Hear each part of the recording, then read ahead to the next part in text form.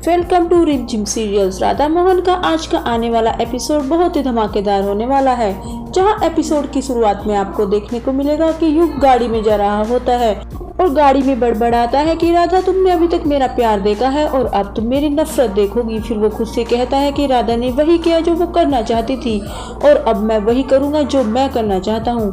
फिर कहता है कि मुझे कोई नहीं रोक सकता और ये नहीं देखता कि चंपी भी उसी की कार में छुपी हुई है। फिर वो कार को रोकता है, पुरानी फैक्ट्री में जाता है और मनन के पास जाता है जो वहाँ पर बंधा हुआ होता है।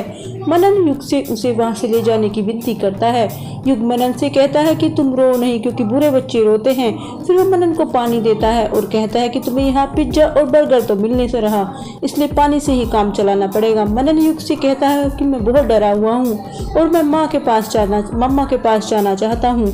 युग मनन से पूछता है कि तुम राधा मम्मा के पास ही क्यों जाना चाहते हो, पापा के पास क्यों नहीं जाना चाहते? सभी बच्चे मम्मा के ही पास जाना चाहते हैं, पापा के पास कोई नहीं जाना चाहता। और मनन को बताता है कि मुझे रात परी दादी सपने में आई थी और वो तुम्हें बहुत याद कर रही थी। अब मुझे लगता है तुम्हें परी दादी के पास जाना चाहिए। ये सुनकर मनन डर जाता है। युग मनन को परी के पास जाने के लिए कहता है। मनन डर जाता है। युग मनन के हाथ पैर खोल देता है और फिर मनन को उसके पीछे आने के लिए कहता है और मनन को जाने के लिए कहता है। फिर मनन वहाँ से चला जाता है।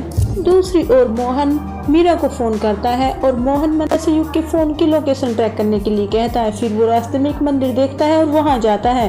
तभी उसे याद आता है कि कैसे राधा ने कहा था कि मनन में तुम्हारा बेटा है।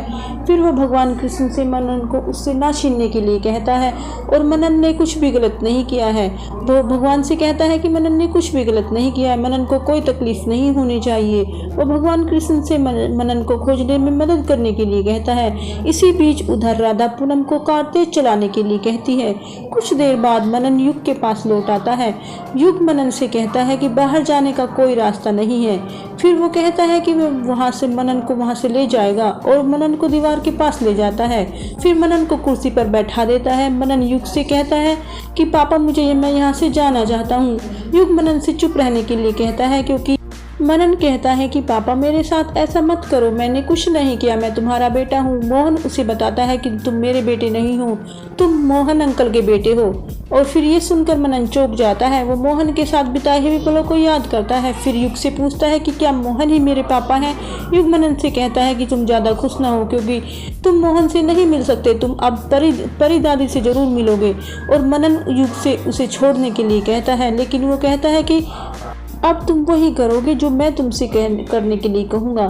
फिर युग मनन से मुस्कुराने के लिए कहता है और मनन के पास कैमरा रख देता है। फिर कहता है कि मनन की मौत की लाइव फुटेज मैं राधा तक जरूर पहुंचाऊंगा। और मनन युग से उसे छोड़ने के लिए कहता है। युग मनन को चुप रहने के लिए कहता है और मनन का मुंह बांध देता है। फिर वो मनन को दीवार के पीछे दफना देता है। मनन मम्मा का नाम चिल्लाता है। युग हंसता है और मनन से पूछता है कि क्या तुम्हें कोई भी सुन सकता है? तुम्हें कोई नहीं सुन सकता। मोहन भगवान कृष्ण से मनन को खोजने का रास्ता दिखाने के लिए कहता है। राधा भगवान कृष्ण से मोहन को मनन से मिलाने के लिए कहती है। तभी एपिसोड खत्म हो जाता है। तो ये थी आज के एपिसोड की अपडेट। अगर आपको पसंद आई हो तो इसे लाइक और शेयर जरूर करें। कमेंट में हमें अपनी राय जरूर बताएं और अगर ऐसे ही इंटरेस्टिंग अपडेट सुनना चाहते हैं तो वीडियो को लाइक करें, चैनल को सब्सक्राइब करें और बेल आइकन को दबाना ना भूलें।